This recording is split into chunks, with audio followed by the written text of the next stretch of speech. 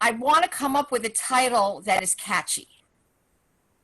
So if I call it Rash, Vows, and Dire Consequences, Miriam, sometimes it'll be about rash vows, sometimes it'll be about dire consequences, and sometimes it'll be about both.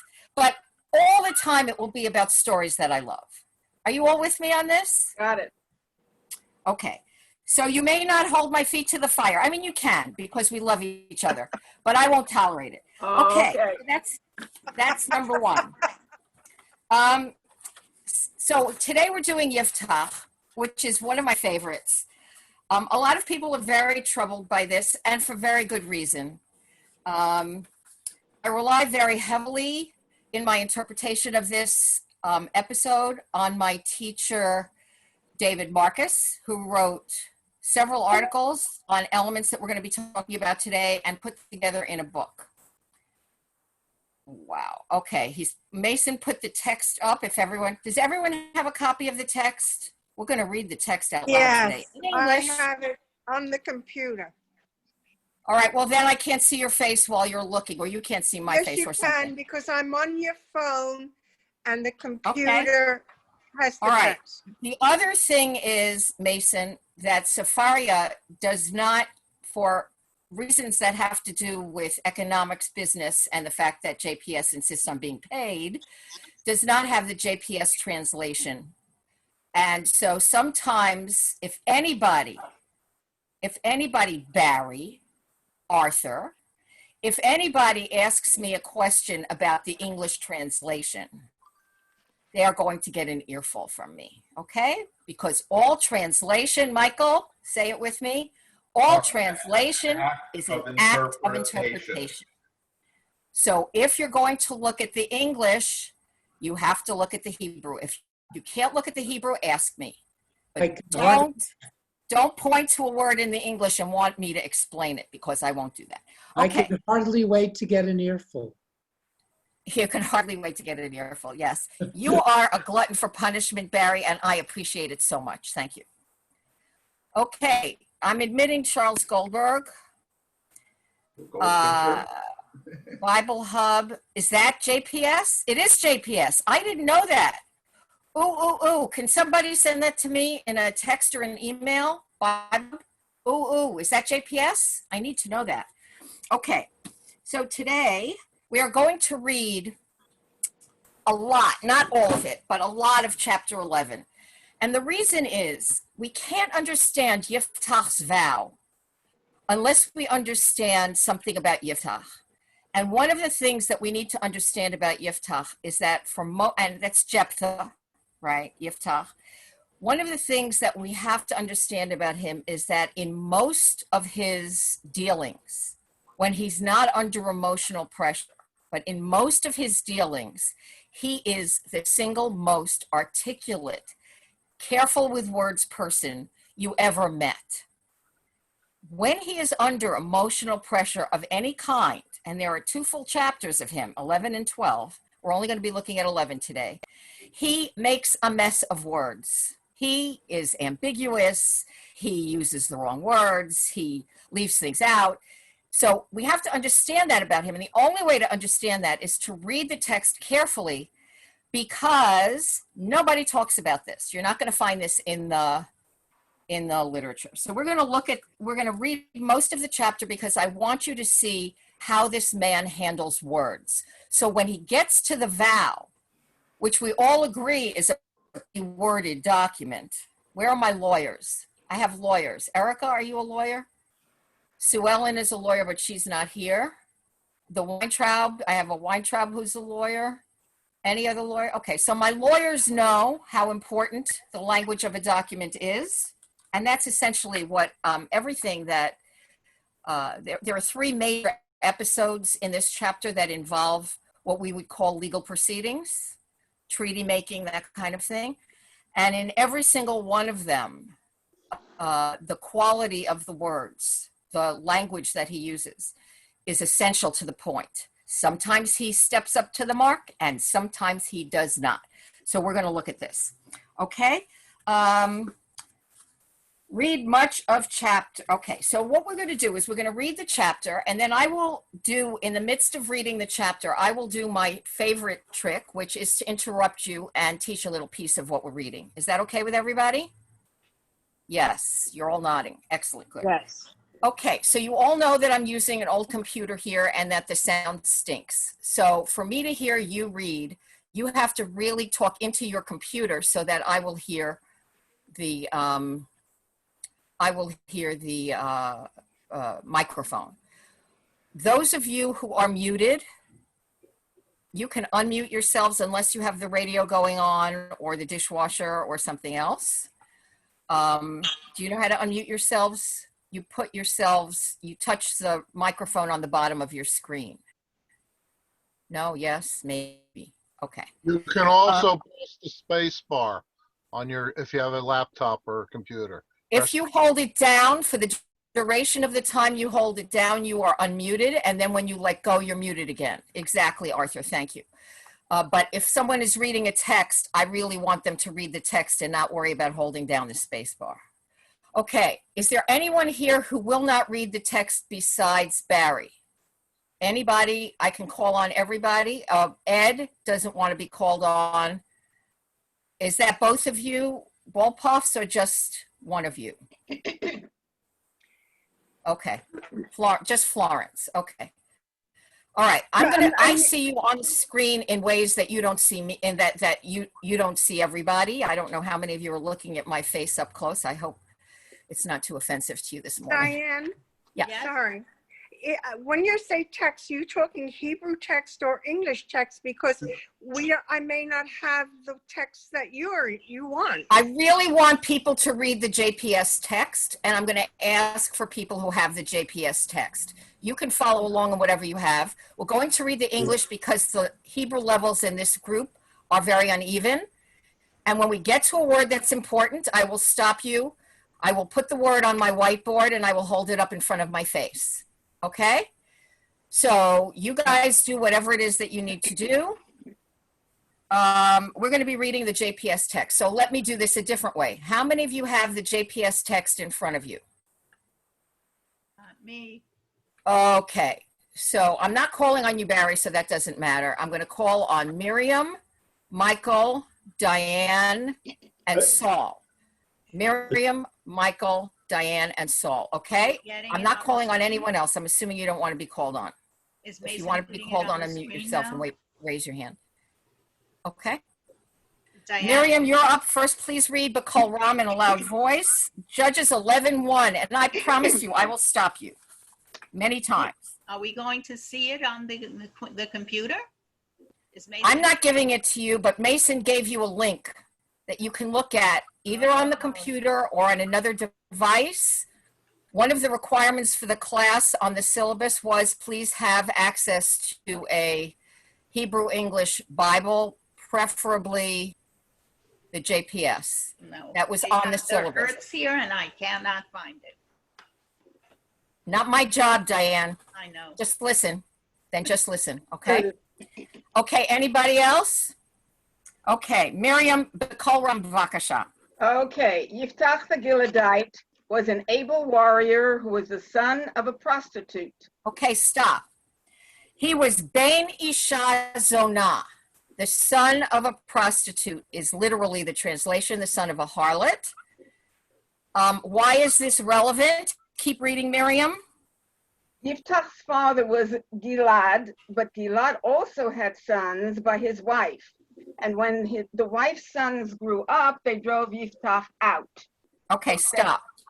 When it says Yiftach's father was Gilad, the Hebrew is Vayoled Gilad et Yiftach, which is a technical legal term that means Gilad acknowledged Yiftach as his son, formally acknowledged Yiftach as his son.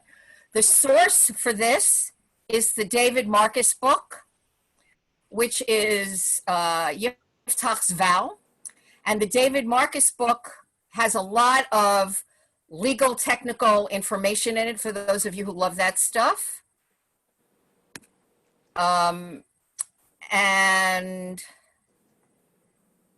It means that Yiftach was acknowledged by his father, Gilad. Let me just say that Gilad is the name of a region. It's not just the name of his father. Okay. Jephthah and his vow, David Marcus. You see that on the bottom of the screen. Okay, it's in the chat. So Yiftach is the son of Gilad. If Gilad has a whole region named after him in the Transjordan, chances are his family was wealthy, that they were very prominent, a prominent family, and that what the brothers are fighting about is a substantial amount of wealth, okay? So all of this you need to know because it just says, his father was Gilad, you don't know what that means. But if you look at the Hebrew and you understand that it's a technical term meaning he acknowledged his son, it's an issue of inheritance. It's a dispute between the sons of the legitimate wife and this son of a prostitute who is born out of wedlock. Are you all clear on this? Would you have known this any other way? Therefore, you learned something today already. That makes me happy. Okay.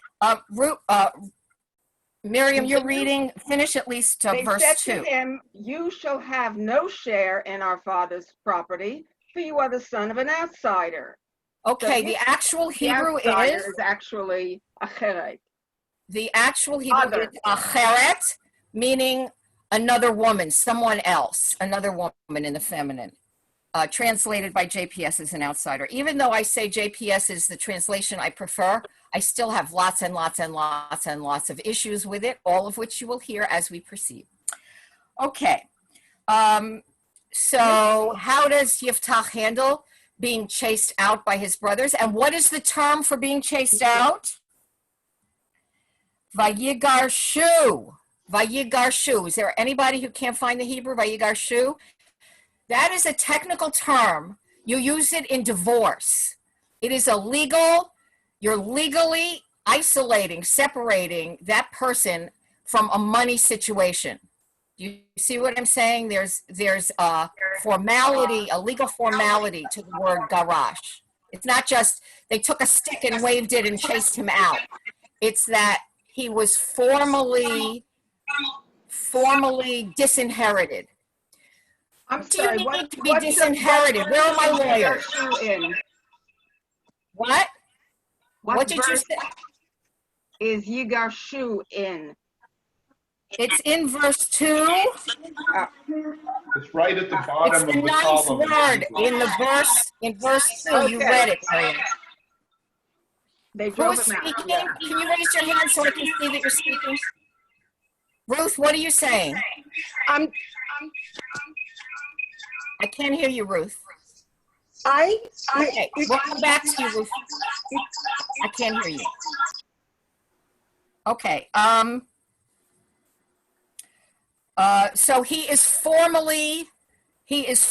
I told you that language is very important in this chapter. He is formally disinherited. To be disinherited, you need a legal judgment. Who is empowered in this culture to legally disinherit him? The elders of the town are the ones. The brothers bring the case to the elders, and the elders act on the case. The elders disinherit Yiftach formally on account his brothers say he is the son of another, even though his father acknowledged him. Do you see the dispute that is building up already? You all see that? It's very exciting, and you would have missed it if you hadn't read the David Marcus book. Okay. So what does Yiftach do? Who's reading next? So Michael, you're reading next, please. fled No, from his Miriam, brother- Michael's reading now. I thought you wanted me to finish the paragraph. Okay. No, I wanted you to finish the verse. We read up to the outsider. That's the end Right. of the verse. Okay. Okay, Michael, would you please read verse 3? So Yiftach fled from his brothers and settled in the Tob country. Men of This low is not the good land, which would be Eretz Tov, Eretz Tovah. This is the country whose name is Tov, Okay, just telling you that. Go ahead, Michael. Men of low character gathered about Yiftach and went out raiding with him. Okay, we have 3 occasions in the Tanakh where someone who is excluded gathers around him no goodniaks. One of them is Avimelech in chapter 9 in Judges, who is the son of Gideon. One of them is Yiftach, we have that right here. And one of them is David when he is being chased by Saul. So this is right in the middle of those 3. This is all about leadership and kingship, how an outsider becomes an insider. There's a lot of dynamics going on here culturally and socially, okay? But I don't have time to go into it. I just want you to know that there's more to this than we're studying together here. Read to the end of chapter 4, verse 4, Michael. Sometime later, the Ammonites went to war against Israel. So there's some time that he's been out on raiding parties with these no-goodniaks. I'm sure nobody is happy about his activities, but clearly his reputation as a warrior has gone before him. So who's going to read 5? Diane, did you say you could read? No, someone said. Who else? Saul, you said you could read. And when the Ammonites attacked Israel, the elders of Gilead went to bring Yiftach back from the Tob country. They said to... Right, so the elders who disinherited him are coming to ask him to come back. Already we have the drama set up, right? Keep going, Saul. They said to Yiftach, come be our chief so that we can fight the Ammonites. Okay, come be our chief. The word for chief is a word you probably never heard of. It's katzin. Katzin. And it means chief pro tem. Can you all see this? I'm working backwards, so this is making me crazy. Can you all see the word katzin? Yes. Can you all see it? Katzin. It's pro tem. It's a temporary leader. They're saying to him, we want you to come back and fight the Ammonites. And for that, we will make you a temporary leader, and then you'll go back to being an outlaw when we're finished with this. Is that a deal you would take? Suzanne, what do you have? A deal I would take? No. No, this is not a deal that Yiftach would take either. What does he say? Who's reading? Michael, keep reading. Saul was reading. Oh, Saul, read. Yiftach replied to the elders of Gilead, you are the very people who rejected me and drove me out of my father's house. How can you come now to me when you are in trouble? And the root for rejected me is the root we saw before, garash, to chase out, which literally means to disinherit here. He said, you're the ones who disinherited me. Why should I come to help you? Duh. I would say the same thing. And what do the elders answer? Who else is able to read? I'm looking. Diane, did you say you could read the JPS or not? No, I don't have the JTS. No, you have to have the JPS. I'm not going to start with that. I can't find it in my. Okay, don't worry about it. Suzanne, do you have the JPS? Yes, I do. Could you read loud, please? I have it too, Yes. Diane. The elders, one second, the elders of Gilead said to Jephthah, honestly, we have now turned back to you. If you come with us and fight the Ammonites, you shall be our commander over all the inhabitants of Gilead. Okay, stop. This is adorable. This is the kind of negotiation that you hear about in the ancient Near East. We want you to come and be our katzin, our temporary military leader. Why would I do that, you guys? Am I crazy? We really want you to come and be our commander, our Rosh. A Rosh is a permanent leader. They're upping the ante. And here it is. Can you all read it? Oh, I hate this Why is mirroring there an business. apostrophe? Can you all read it? Rosh is permanent. Katzin is temporary. If you want to keep it, just take a print screen image of it. Okay.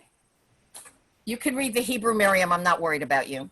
No, I'm just wondering why there's an apostrophe in Rosh. For the Aleph. There's an Aleph in Rosh. It stands for the Aleph. Ah, Okay? Because I'm transliterating. Okay? no, I know you're transliterating, but I've never seen it So like the that. idea Okay. in transliteration is to indicate all the letters that are in the Hebrew. Okay? So the Aleph is indicated by an apostrophe. Good question, Miriam. Thank you for raising it. Yeah, it's something. You are the very people who rejected me. If you come with us and fight Ammon, we will make you our Rosh. We will make you our permanent leader. This is a negotiation that's going on. How careful is Yiftach with language here? Excellent. He's really paying attention. The elders are listening to him. They are paying attention. There is a discussion going on that hinges on one word, and it's going back and forth. Everyone's on the same page. It's transactional. Are you all with me on this? Very important. This is very important. You will be our commander. Yiftach is willing to give in on this. They're willing to make him their Rosh if he comes with them. But he's saying, you don't have to buy a pig in a poke. What is he saying? Who's reading? So I'll just finish 9. I know I didn't, Michael read very little, so I'll come back to him. Read 9. Finish 9 or start? Verse 9, the next verse. Yiftach said to the elders of Gilad, very well, if you bring me back to fight the Ammonites and the Lord delivers me to them, I am to be your commander. So what is he saying? They said to him, okay, we'll make you our Rosh. Right now, before we begin, we'll make you our permanent commander. And he counters and he says, why don't you wait and see if I win first?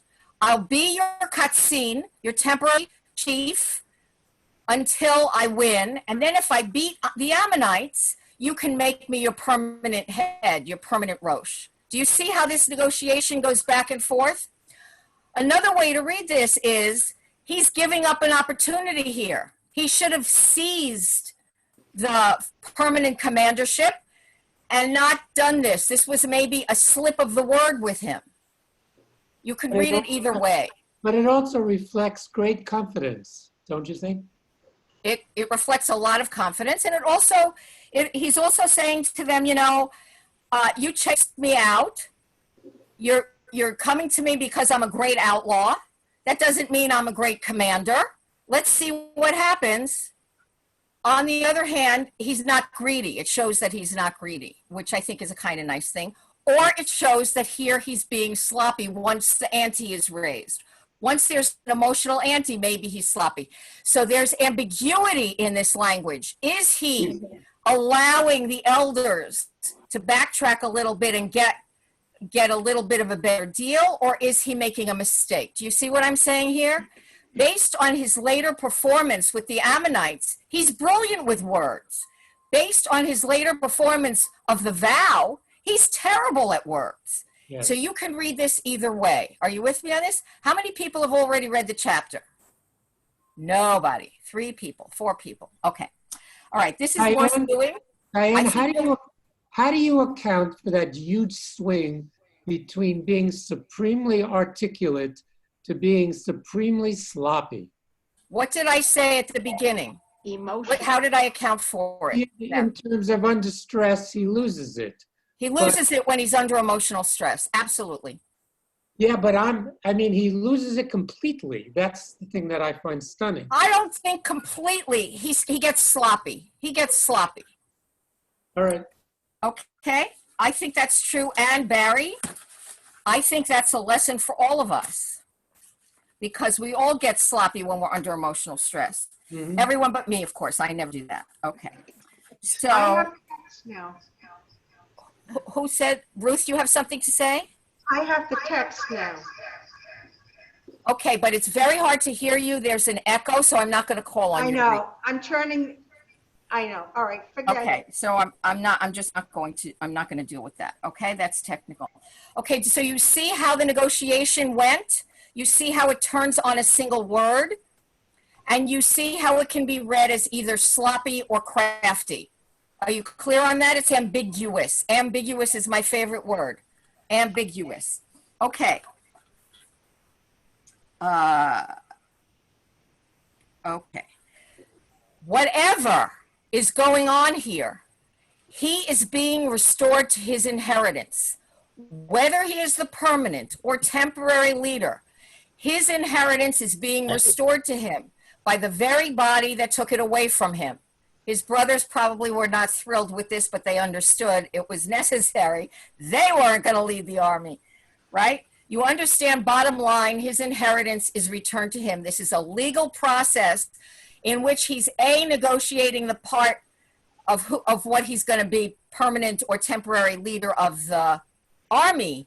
But the part that's not negotiable is he's being returned to his inheritance. You see that? Two things are being negotiated. It's very craftily done. Okay. Yes and no. We're going to skip a little bit. They go to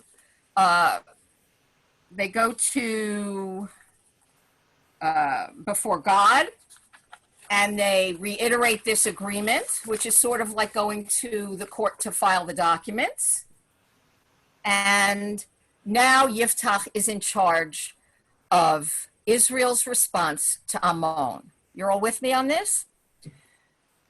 But what he does is very clever, and I know it's long, but we're going to read it quickly. I don't have a lot of bones to pick with the language. I want you to see the kinds of arguments that he's bringing, because I'm trying to make the case that he's capable of very sophisticated language, very sophisticated arguments based on language, and very sophisticated conceptual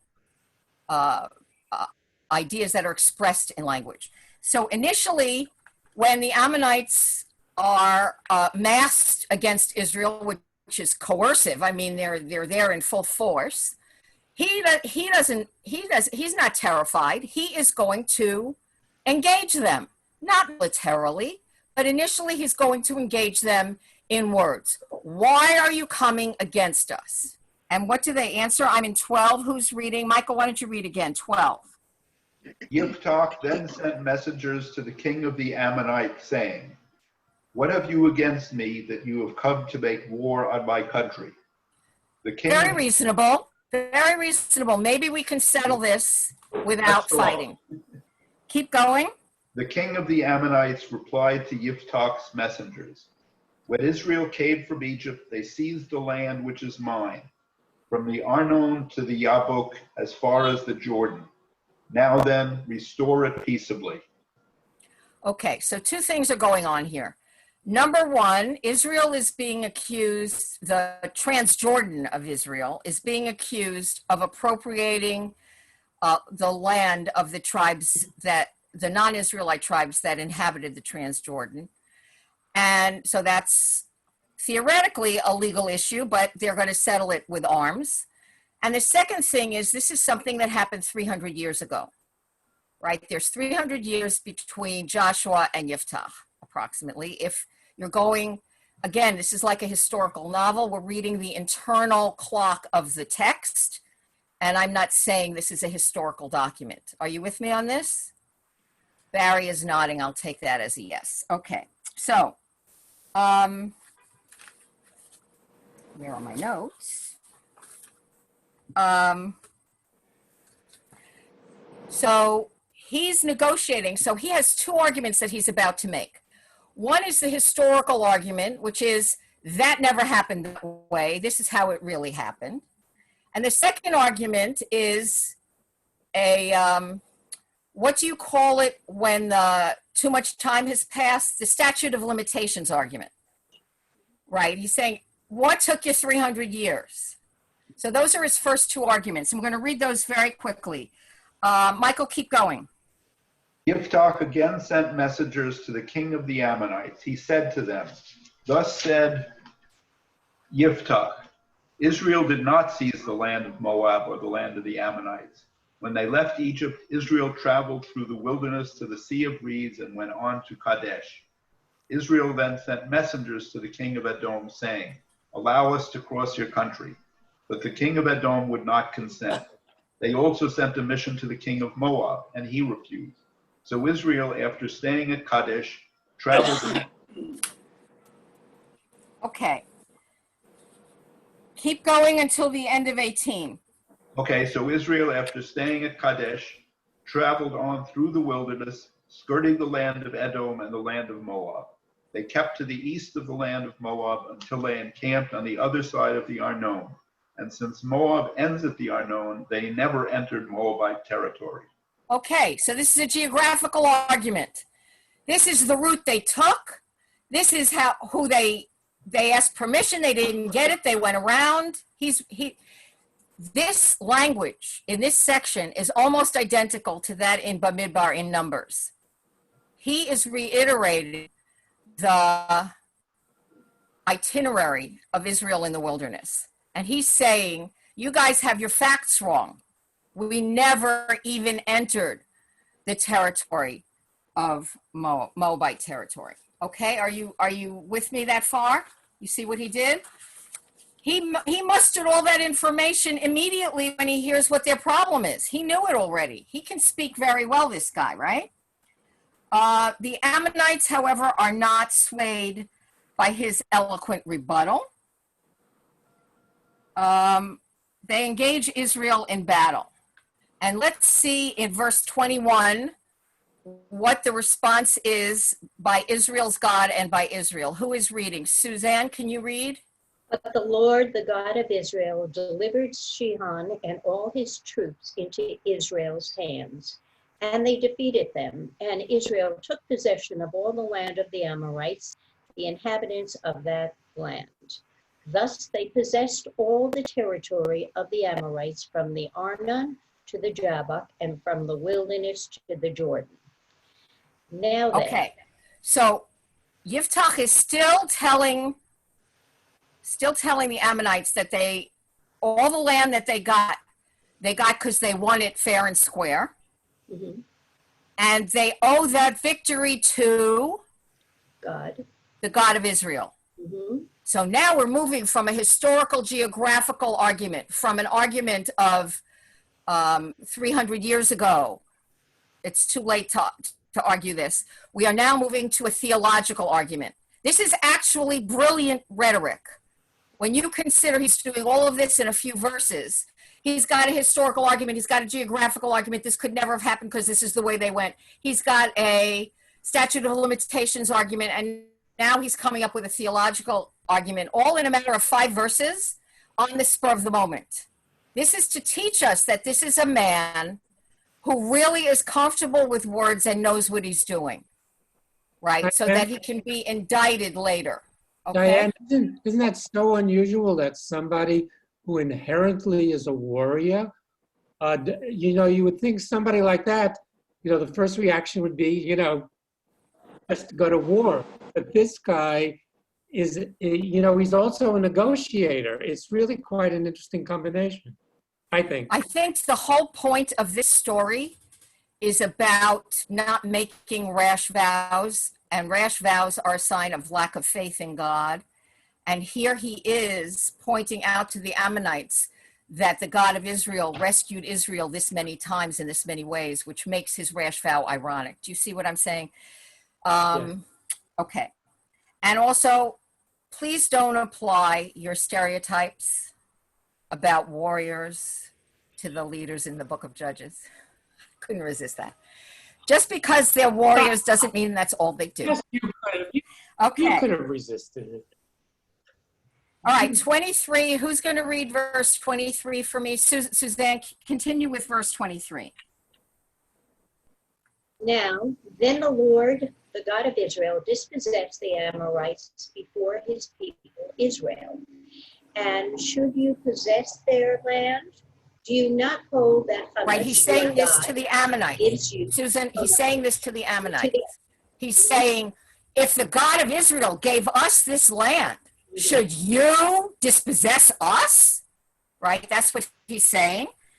This is the theological argument. Do you not hold what Chemosh, your God, gives you to possess? Every people in the ancient Near East believed that their divinity was chthonic, Chthonic. That means tied to the earth. Every single divinity in the ancient Near East was a god of place. So the God of Israel is making this big leap to become a God of a universal God. And it takes a lot of time and a lot of discussion for that to happen. So he's saying to them, your God gave you your place to live. My God gave me my place to live. He's talking in their terms, right? If my God gave me this land, who are you to take it away from me? I'm not taking your land away from you, right? Besides, now comes the kicker. Are you any better than Balak of Zippor, king of Moab? Did he start a quarrel with Israel or go to war with them? So what happened is, you may remember the story of Balaam and the ass, right? Balaam and the donkey. Balaam is a non-Israelite prophet, and the king of Moab goes to him and says, I need you to curse Israel because they're very numerous. And Balaam says, I can't curse what God won't curse. I can't bless what God won't bless. And because God puts a blessing in the mouth of Balaam, we have the Matovu prayer. That's part of what comes out of his blessing. And Balaam is paid or is offered money by Balak, who is the king of Moab, to curse Israel. Yiftach is talking to the Ammonites. So now we're into geopolitical sibling rivalry. Listen to this. Moab and Ammon are brother tribes. The story in the Hebrew Bible for their origin is a story of incest between Lot and his daughters.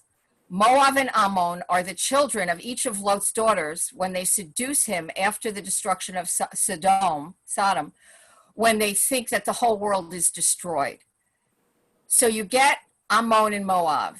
Moab is the bigger, more powerful brother. He is the one who turns into this very powerful tribe. The Moabites are the ones that torture Israel the most. We're forbidden to take wives from Moab, which is hilarious because Ruth is taken by Boaz as a wife, and her descendant is David. So nothing that you see in the Bible can be taken at face value, okay? So the Moabites are the big brother to the Ammonites. What he is doing here, in addition to historical, geographical, legal arguments, is he's saying, this is what God gave us, and your more powerful brother couldn't do it. Why? What makes you think you can? He's coming down to family dynamics. He's playing dirty. He's taking everything out of the cabinet and throwing it at Ammon. You see how beautiful this is? He's doing this in 6 or 7 or 8 sentences. This is amazing. This is a guy who thinks quickly, who uses language well. He's not under emotional stress. This is his métier. This is what he's good at, this warrior stuff, Barry. Okay? Balak, son of Zippor, the Moabite brother, didn't start a fight with us. You're going to start a fight with us, you little punk? Right? And then he brings up the I keep forgetting what it's called, the statute of limitations, right? He says, you've been looking at these towns for 300 years. I'm in verse 26, right? All along the Arnon for 300 years. Why haven't you tried to recover them before? What are you waiting until now for? You're looking for an excuse. It's not going to fly. But the king of the Ammonites paid no heed to the message that Yiftach sent them. Yiftach tries. He tries, and his arguments are so good that there's no answer possible, but they're going to fight. And then what happens? The Spirit of God falls upon Yiftach. Do you remember we talked about the Spirit of God falling upon Samson? And we talked about the aftermath of the Spirit of God falling upon somebody. Spirit of God falls upon people in the book of Judges a lot. And we have several examples in which the aftermath, when the Spirit dissipates, the person upon whom the Spirit has fallen feels insecure and terrified and anxious. Gideon, when the spirit comes on him, he musters 10,000 troops that God later makes him reduce down to 300, right? And then the Spirit of God leaves him and he says to God, listen, can I ask you, could I just get one little tiny miracle to show that you're really there? I'm going to put this wet fleece on the ground. You know what I'm saying? It's like he's trying this little tiny experiment after this big gesture of mustering 10,000 troops. He's terrified. Samson, we saw the same thing. After the Spirit of God comes on him, he kind of quivers in a mass after he smites all of those Philistines with the jawbone of an ass. He's like a trembling, thirsty mass in a cave, calling upon God to save his life. I mean, this idea of a Spirit of God coming upon you, which we today would call a mental illness or a seizure of some kind, must have had a tremendous impact on these people, because the aftermath, time and again, the aftermath makes them do things that are out of character. Okay?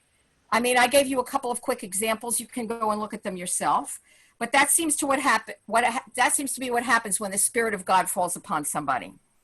So in 29, the Spirit of God comes upon Yiftach. He marches all through the Transjordan, mustering troops. And then he goes over to the Ammonites and he confronts them with the troops of the Transjordan tribes, right? Manasseh and through Gilad, and he's mustered this army and he's now confronting the armies of the Ammonites. The Spirit of God apparently leaves him and he is trembling and terrified. We don't know that for sure here, but we have the other examples of what happens when the Spirit of God departs from somebody. And so we're going to read this. I'm in verse 30. Is everyone with me? Who can I ask to read? Miriam, you think you're up again. And Yiftach made the following vow to the Lord. I want you to pay attention to the language. Pay attention to the language. We're going to look at the Hebrew also. Go ahead. If you deliver the Ammonites into my hands, then whatever comes out of the door of my house to meet me on my safe return from the Ammonites shall be the Lord's and shall be offered by me as a burnt offering. Burnt offering is olah, which is a kind of sacrifice that is a burnt sacrifice. No discussion, guys. What he's saying is he's going to sacrifice it. Now, what happens if what comes out of the house is a dog? No big deal. Why not? Can you sacrifice a dog to God? Sacrifice. What? It's not appropriate for sacrifice. It's not appropriate for sacrifice. Generally, what happens if an inappropriate sacrifice is at hand, because why? We're supposed to dedicate all the firstborn of the flock and herd to God. All the firstborn animals that we have. That doesn't only include kosher animals like goats and cows and sheep.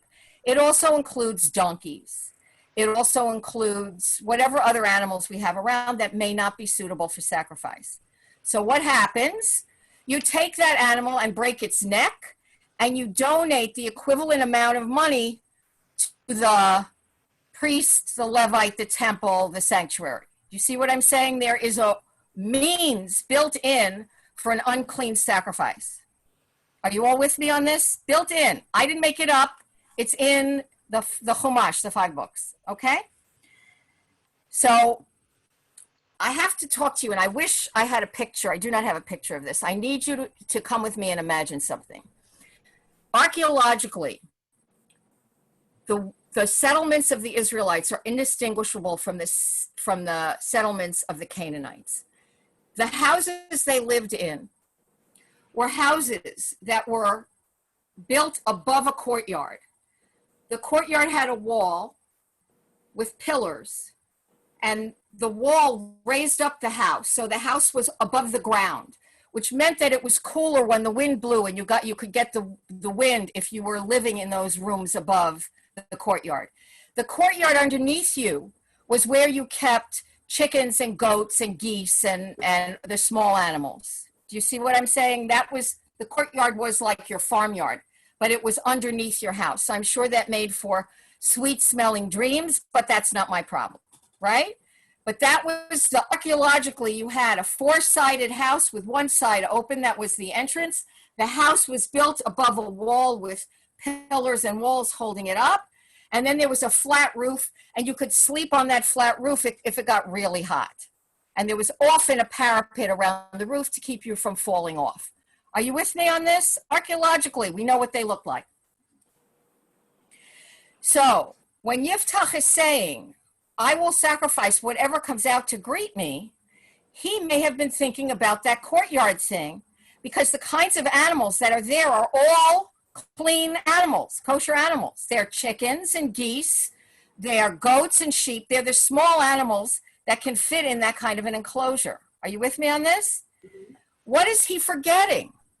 He's forgetting that the tradition in Israel that we know, and I'm going to look it up because I wrote it down where it is.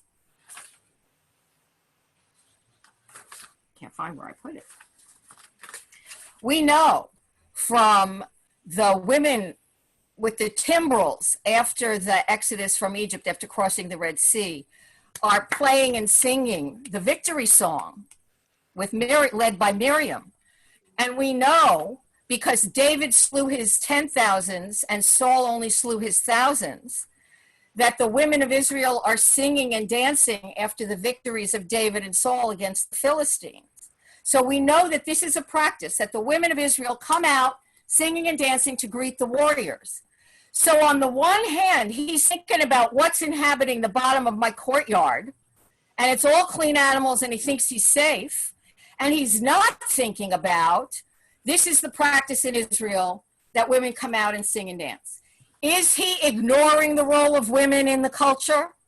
Is he purposely being blindsided because he's so samished after the departure of the Spirit of God from him? He's not being meticulous in his language. He's not being strategic in his thinking the way he is when he negotiates with the Ammonites. We've got 5 categories of argument with the Ammonites in 8 verses. And he's leaving out the women coming with timbrel and song and dance to greet the returning warrior. Do you see what I'm saying? Never occurs to him. Miriam, what's your question? Why doesn't he offer to sacrifice an animal or a major animal, a bull, if he succeeds Okay, with his you are campaign? asking a fabulous question, and that is the next thing that I am going to think about. An issue for interpreters from the beginning, including the rabbis, including modern interpreters, including John Levinson. How many of you have read or have heard of The Death and Resurrection of the Beloved Son by John Levinson? Hello. Mason, you're going to put up a link for that. Very important book. So I'm teaching this portion from David Marcus and John Levinson. Interpreters from the beginning are asking whether Yiftach actually offers his daughter on an altar as a burnt offering, because it says he did as he vowed at the end. Here it is. Death and Resurrection of the Beloved Son. Did you all see that? It's in the chat. It says he did as he vowed, and we're gonna look at that in a second to make sure that I'm being honest. And the rabbis say, just like you wouldn't sacrifice a dog, you can't sacrifice a human being. It's not a clean sacrifice. He must have redeemed his daughter or dedicated her to God in some other way, the way Samuel's mother dedicates him to God by putting him in the sanctuary at Shiloh with Eli, right? You all know that in 1 Samuel 1, right? So the rabbis refuse to believe in child sacrifice, in the sacrifice of human beings, and they say he must have done something else. What is the impact if they don't sacrifice the daughter? What is the impact on Yiftach's lineage? You have enough information for this. Do we need to read this? Okay, he utterly routed them. He returns home. His daughter is the one who comes out to greet them. And I'm looking at verse 34. Can you look at verse 34? Yeah. His daughter comes out to him with timbrel and dance. She was an only child.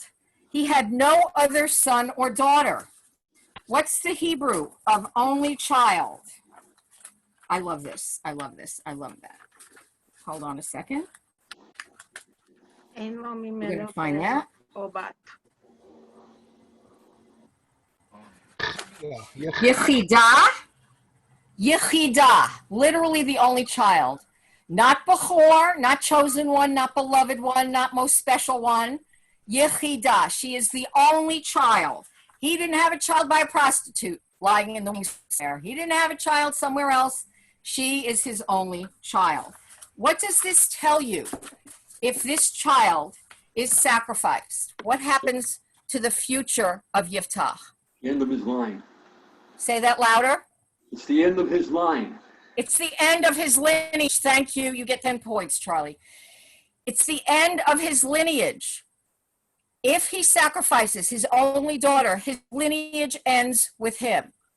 What happens if he dedicates his daughter to God and she is not allowed to know any man? Sort of like cloistering her. In fact, there are some people who believe that the Catholic Church gets the idea of isolating virgin women in service to God, which becomes the nunneries from this story. When you isolate a woman and she never knows a man, what happens to your lineage? You can't have any children. Good. So Doesn't go on. No children. Either way, the bottom line is Yiftach's lineage ends. Mhm. So there's a couple of things going on here.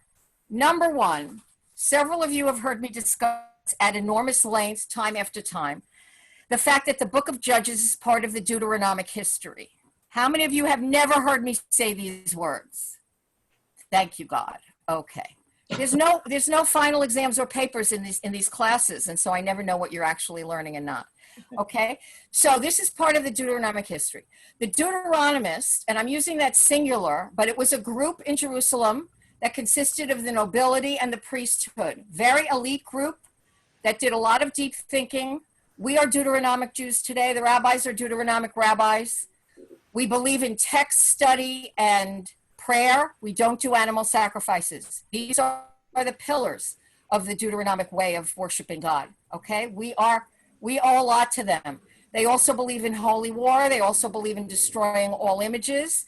In a sense, other Abrahamic religions that destroy images are also in debt to the Deuteronomists. So we can be as appalled as we want about the Taliban's destruction of the Buddhas on the mountain, but we have to own it. Part of the Deuteronomic philosophy. Okay, so one of the issues the Deuteronomist has is that children can never live up to the parents. Descendants are always worse in some way than the parents. Speaking of myself, I believe that the second generation brings hope. The next generation brings hope. They could do it better than we can. The Deuteronomist is very pessimistic about the next generation. They never live up to their fathers. Solomon's sons are going to ruin everything, and they do. So when this is applied to something like hereditary leadership, in the book of Judges, it's hereditary judges, and in the book of books of Samuel and Kings, it's hereditary monarchy. Saul's sons don't succeed him. David's sons who succeed him make a mess of things. Even Solomon at the end makes a mess of things. Your children never live up to the parents is the basic philosophy. So this skepticism about descendants is built into this story. But think about the other major judges. Does Samson have offspring? No. Does Deborah have offspring? No. Does Ehud have offspring? No. I'm thinking of who the major judges are. Gideon has offspring, but what happens to all of them? 70 of them are killed on one stone by one of them. And he's killed by having a millstone dropped on his head. Stones are very dangerous for Gideon's family, right? The only one who escapes is the youngest one, and we never hear from him again. He's certainly not a descendant who inherits his father's mantle of leadership. So again, over and over again in the Deuteronomic history, whether it's the book of Judges, the books of Kings, the books of Samuel, either your progeny are destroyed, or they don't up to you, or they make a mess of things. This is part of the Deuteronomic idea that descendants never live up to the promise of the parents who are leaders, and that you don't need to replace a leader with someone from his bloodline. You replace a leader from who's the best, which is very, very against the grain in Israel, where a hereditary monarchy was viewed initially. When you read the story in Samuel where Israel is begging for a king, a hereditary monarchy is viewed as more stable than having these charismatic leaders rise up and take over for a week or 10 years or 20 years, and then what? So that's a conflict. Do you have a dynasty, or do you have a meritocracy? And how do you demonstrate that meritocracy? Do you have a coup d'etat every time there's a change in leadership? So there's a lot to be said for this. I'm simply telling you the Deuteronomic bias is against descendants inheriting leadership from their parents. Are you with me on this? You see that? So that's built in here. Either way, whether she's sacrificed or not, whether she's sacrificed or whether she's dedicated to God, either way, the bottom line is her lineage, the lineage ends.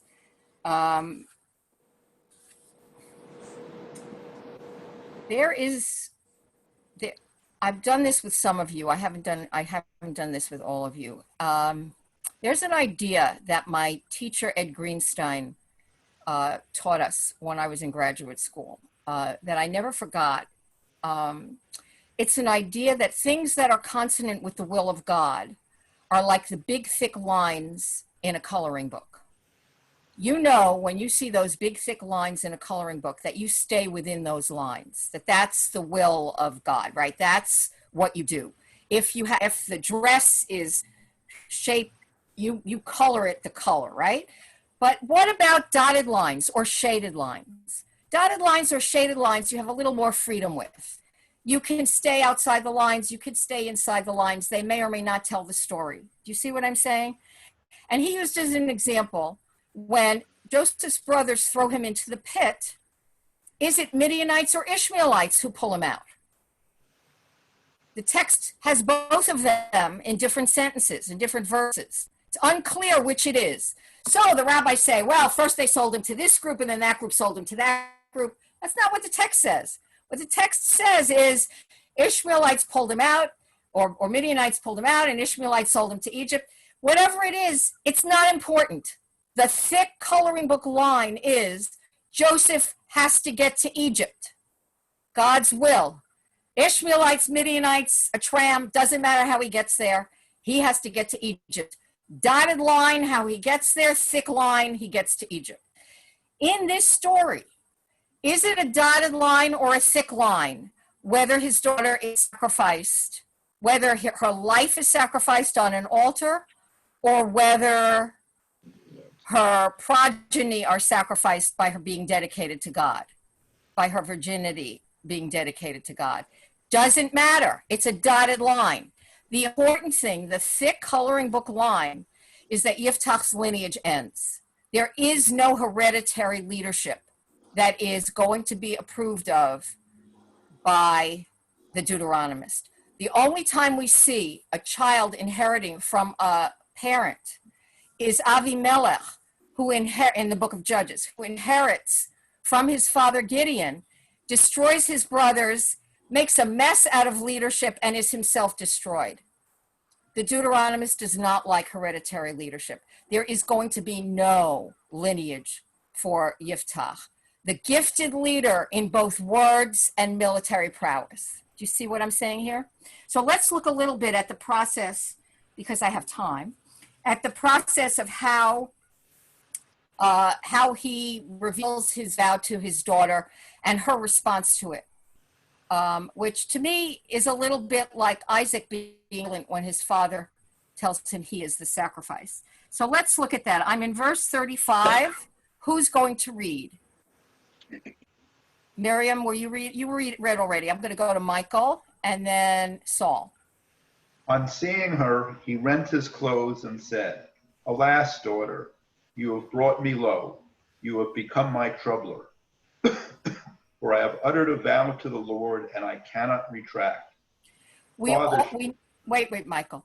We know from last week that there is a very strong message throughout Tanakh. A lot of it is in Psalms, but a lot of it is in the narrative, that a vow that you make must be repaid. You must pay your vows.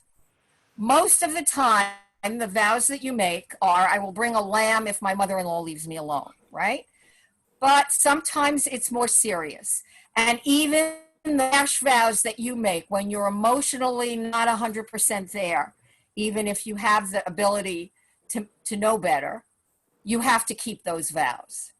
So he is implying, the suggestion he is making here in his statement, I have uttered a vow to God and I cannot retract. What he actually says in the Hebrew, which is gorgeous, is, I opened my mouth to God. You feel the contempt. I had to open my big mouth. I opened my mouth to God and I can't retract it. There doesn't seem to be a way for him to mitigate this vow. He can't pay money instead. He has to do something that is permanent. Maybe he sees that whether he actually sacrifices her or just dedicates her virginity to God, his lineage is finished. His lineage is finished. Maybe he sees that. Or maybe it's just that he thinks he has to actually sacrifice his daughter on an altar as a burnt offering. Okay? Which brings me to John Levinson. John Levinson, his book from 1993, you must all own it. It is Death and Resurrection of the Beloved Son. Suggests that human sacrifice in Israel is not as clear-cut a prohibition as we like to think it is. He says the acceptability of human sacrifice evolves over time, and I quote, from possible to impermissible. Levinson discusses the possibility of ritual substitution, which is in the Tanakh, as in the practice of circumcision. Instead of sacrifice your sons, which would make for a very, very short lineage, you use circumcision as a substitute, or redeeming the firstborn instead of dedicating them to the priesthood or throwing them into the Nile.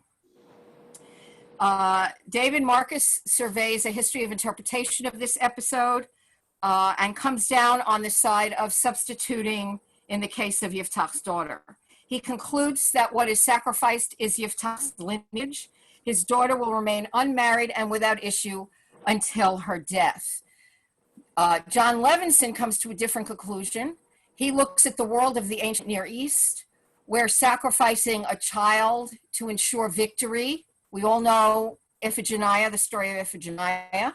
Some of you may not know Meshach in 1 Kings 3, where he sacrifices his son and heir in order to win a victory against Israel. Listen to what happens. Wait a second, Miriam, let me finish my thought. What happens?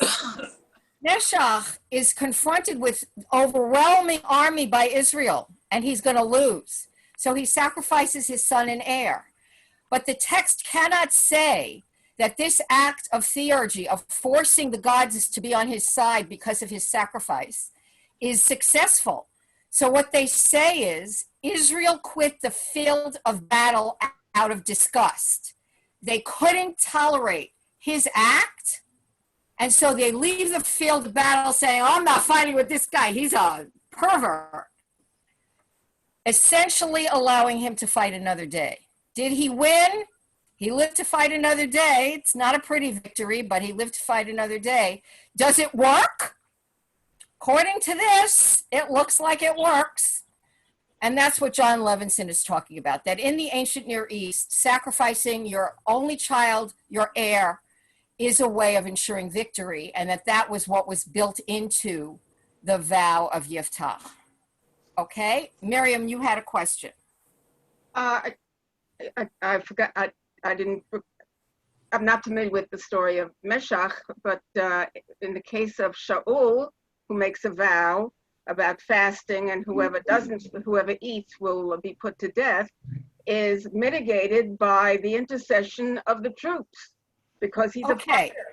So Ruth, you He's a needed to fighter. read that story a little bit more carefully. Yep.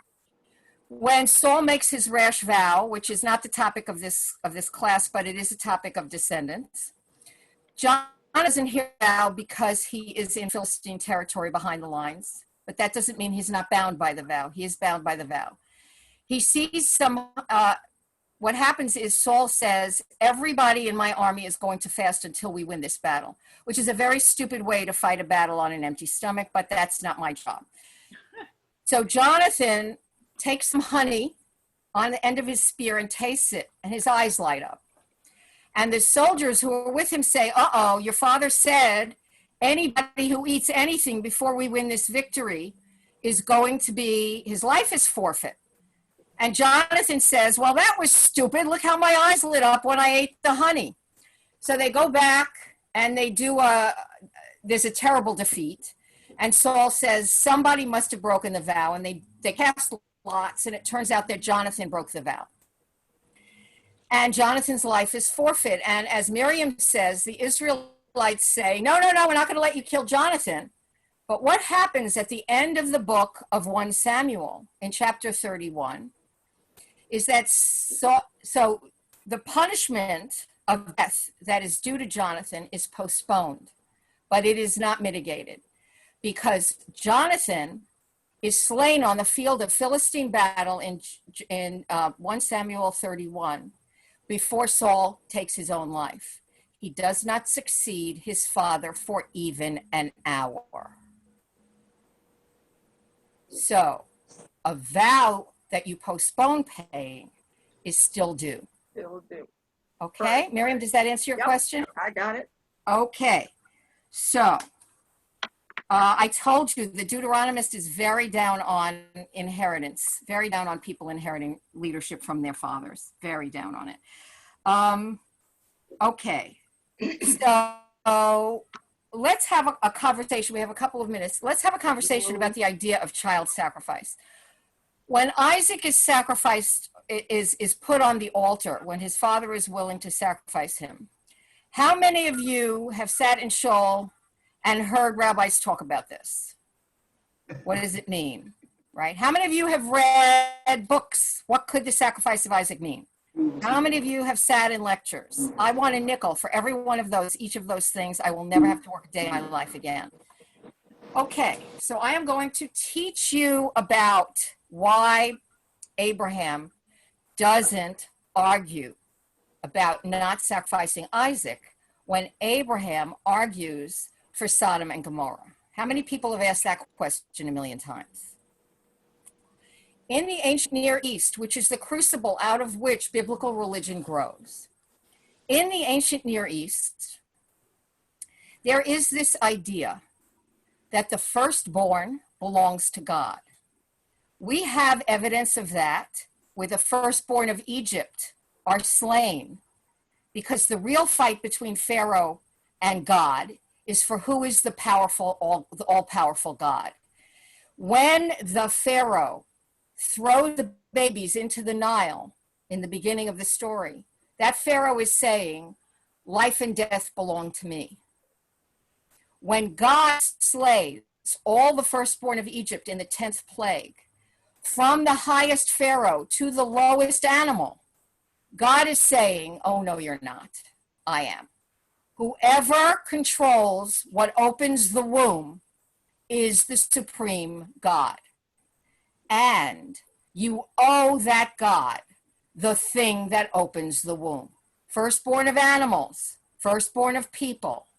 In Israel, that idea is Pidyon Haben. You dedicate the son to God, And if you can't do that, we don't have a priesthood anymore. You can't send Samuel to work for Eli for his life, right? So you have Pidyon Haben, you give a donation of money to redeem the life of your boy, and you have a feast. But there's this idea that the firstborn are redeemed because the entire tribe of Levi stands in for all of the firstborn of Israel that need to be dedicated to God. They are dedicated to God in our place. So there's this idea that you can substitute life for life. Are you with me on this? Even in the Bible, there's this idea. But there is still the idea, a reflex of the idea, that the firstborn belongs to God. And there is this idea that God may allow you to keep your firstborn. Your firstborn may live a fruitful life and die in peace at 120 on his bed. Nonetheless, if at any point in that life God asks for that firstborn, you are obligated to give it back to God. You are obligated to give it back to God. Firstborns belong to God. That which opens the womb belongs to God. So Abraham can argue about Sodom and Gomorrah, but Abraham understands that this boy baby that he waited so long for and that God promised him so many times came from God and is owed back to God. If God asks for this back, Abraham gives it back without argument. Is his heart broken? Not the issue. The issue is firstborns belong to God. It is clear this baby comes from God. We've had nothing but promises from God through all the chapters of Genesis about this baby. Miracle baby, his mother was 99 years old, right? Firstborns belong to God. Abraham doesn't argue. And Isaac doesn't complain. Isaac doesn't say, are you crazy, Daddy? I'm not doing that. The same way, let's look at Yiftach's daughter. Let's look at what Yiftach's daughter says. 36, who's reading? Michael, you read. So who else do I have reading? Saul, 36. Father, she said, you have uttered a vow to the Lord. Do to me as you have vowed, seeing that the Lord vindicated you against your enemies, the Ammonites. She further said to her father, let this be done for me. Let me. Wait, stop, Saul. So you see her immediate reaction is, he didn't even tell her what the vow was. Did he say to her what the vow was? On the eve of battle, I said to God, if he gives me victory, I will give him whatever. He doesn't even say that. He says, I opened my mouth and I can't take it back. And she says, you opened your mouth and you can't take it back. Sacrifice me. Do what you have vowed. She is as willing as Isaac was. And John Levinson uses this as part of the evidence that this was accepted in Israel, that it was understood that under special circumstances, this could be possible. It goes from possible to unacceptable over time. So that you have Jeremiah saying, in God's name, I never said you should sacrifice your children, God says. And yet it's God who says to Abraham, sacrifice your beloved child.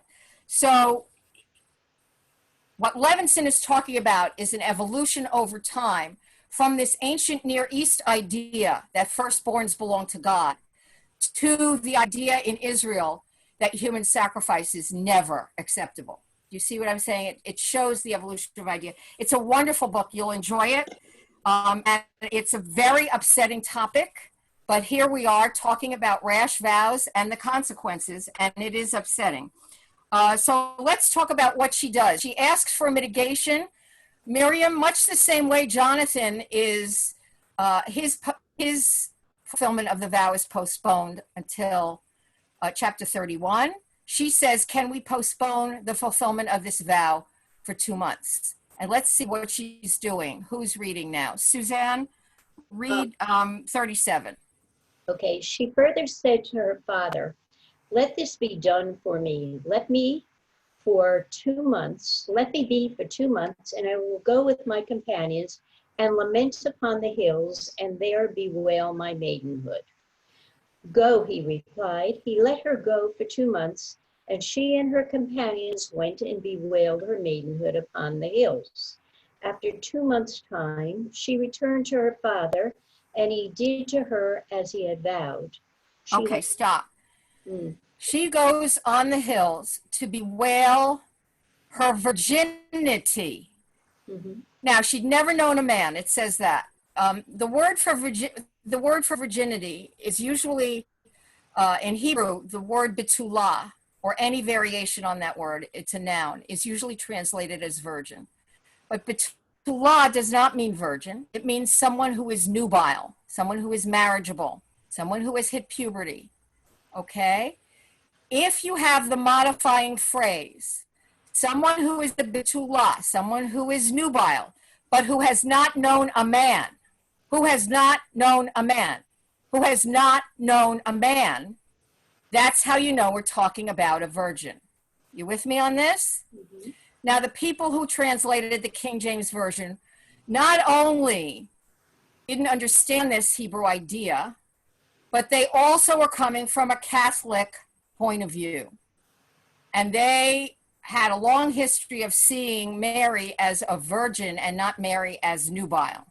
So they were translating it whenever they came across it in the Hebrew Bible in the time of King James, as virgin, without paying attention to the modifying phrase, and had not known a man, and had not known a man, and had not known a man. We are not Catholics. We are not Catholic theologians. We are Jewish. We read the Hebrew Bible in its original context. Right, Barry? Yes. And so we understand that if she is mourning, it is not her virginity that she is mourning, it is her nubility that she is mourning. She is not saying, I am mourning my life. She is not saying, I am mourning my virginity. She is mourning her ability to be married and have a lineage. Do you see what's going on here? Are you with me? Not really. Okay. I can't help that. Okay. So this becomes a custom in Israel. She's lamenting her maidenhood. She's lamenting, let's see what the Hebrew is. Don't take my word for it. Don't take my word for it. Okay. 36.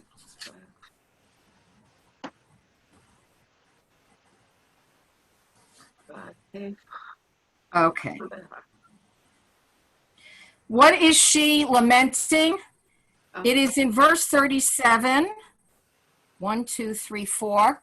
The fourth word from the end of the sentence, counting the ones in brackets, parentheses.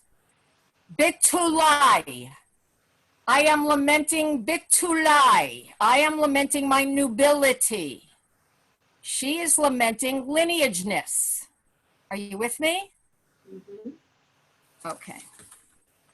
So the rabbis understand that she is dedicated to God. She will never have children. The Catholics borrow this, expand it into a whole system of nunneries, of women who, like the Virgin Mary, are remain virginal, even if that's not what it means. I think the Episcopal Church understands it a little bit better, but we're not even going there. And we are left with the dotted line, the shaded area of when it says he did as he said he would, he did as he vowed. Is she an olah? Is she a burnt offering? Or because she is a human being and therefore an unclean sacrifice, is she dedicated to God and therefore what she is mourning is her isolation from having children, her isolation from a human relationship. Do you see where I am here? So we don't know the answer to that. It is absolutely ambiguous.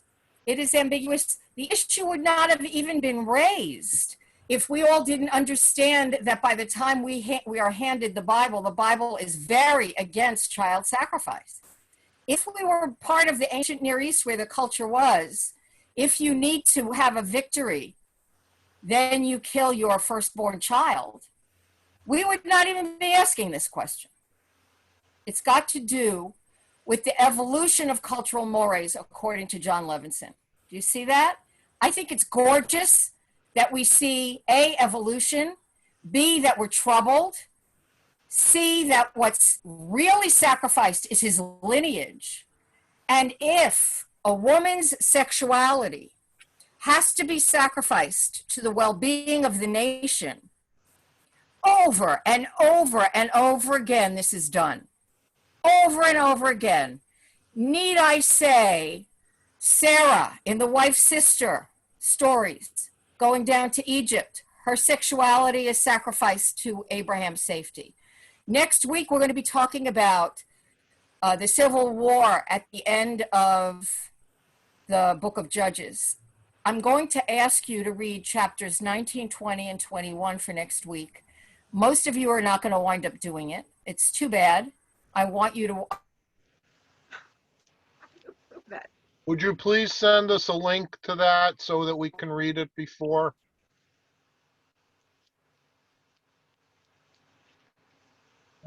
Diana, it appears you froze. At least you did for me.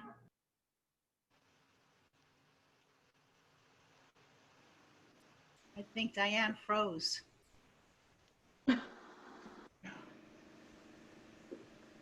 Oops. Arthur turned into a pillar of salt. I think she froze just after saying that she didn't think you were going to do your homework.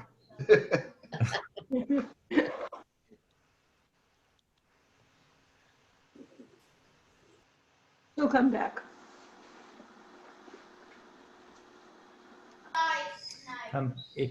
If someone can remind me the specific chapter that she said, I'm happy to send a link in the chat right now.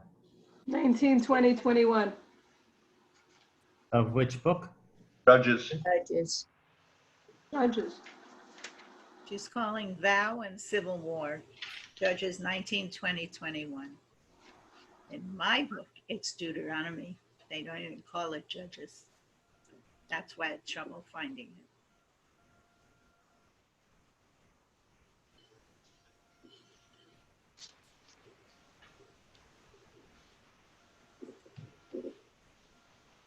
Okay, there's a JPS translation right there in the chat.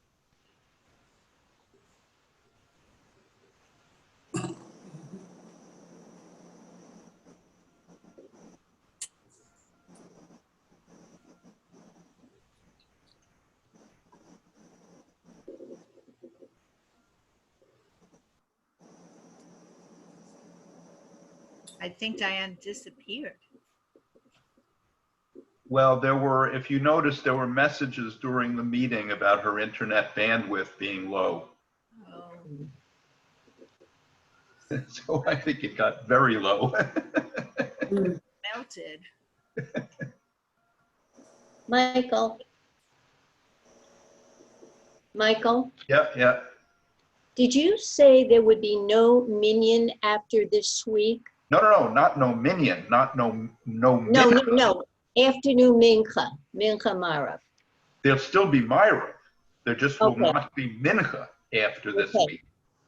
Okay, thank you, because I took it as nothing in the afternoon. Oh, no. Yeah, I realized after I said that, some people might think that. No, it's only mincha, and Okay. because of various things, the rabbi has extended it for one day. There will be mincha Sunday evening. Okay, But I thank say you it will very be Myra at 7:30 all the time. Thank you. Yeah. Sorry about that. And there's no morning indoor minion tomorrow, Thursday. Instead, we're doing Rosh Chodesh Friday morning inside 7:30 a.m. But you have to be registered. 7:30 or 7:45? 7:30, 30. Oh, because we have to do Hallel and Musaf and read Torah and. well, Rosh Chodesh used to always still be the same time, but if it's 7:30, it's good that I know that. I'm supposed to be the host of the meeting. I'll be there. I'll start the meeting by 7:30 for the Zoom. I'll be there at 7:30. Well, have a good day, everyone. Yeah. Diane, We're adjourning. I'm saying think it's- goodbye. The teacher left. He left. Adios. Diane, you have to unmute. Apologize for that. I'm in a different room. And Oh, she's back. he's back. You know, the building gets its data in a bulk. And if everyone is home because it's raining and they're all on Zoom at the same time, it goes. So here I am in a different room, and it seems to be working. So I'm just going to finish up because we're at the end anyway. I want to say, bottom line, the issue of rash vows for Yiftach at the end, when he makes the vow, when the Spirit of God leaves him, and when he's about to fight the Ammonites, he lacks faith that God will keep the divine promise, that God will win a victory for him. And so he makes a vow that costs him dearly. And the same thing was true, I don't see if Miriam is not still here, but the same thing is true when Saul makes the vow on the eve of fighting the Philistines, and when Samson's a different story entirely. But rash vows really are an expression of lack of faith in God, and God punishes that severely. A leader must believe that God will be there. The fact that God is erratic and isn't always can be counted upon is a problem for the leader and not for God. So the idea of rash vows as an expression of lack of faith helps you understand a little bit more why the consequences of the vow can be so dire. That's the end. Okay, thank you all. I'll see you next week. It's going to be a difficult session next week. I apologize for that. Thank you. Thank you, everybody. Diane, yeah, Thank you. okay. Good class. Thank you. If anybody has questions, please feel free to email me.